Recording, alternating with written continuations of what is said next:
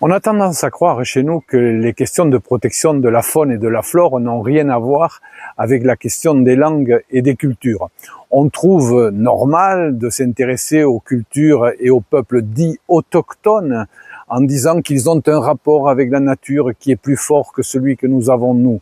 Il y a là un petit côté paternaliste, j'allais dire néocolonialiste qui nous reste. Et pourtant, chez nous, on sait que la nature, les paysages ont été faits aussi par la culture. Il suffit de voir nos forêts, elles sont pour la plupart du temps le produit de l'activité humaine, donc de nos façons de voir le monde, de nos cultures. Ce qui est bon chez les autres devrait être bon chez nous. Je vais prendre un exemple et je le prends dans mon livre, je prends l'histoire de la réintroduction de l'ours. En disant qu'on aurait dû inviter la culture dans le débat, ça nous aurait évité beaucoup de débats stériles.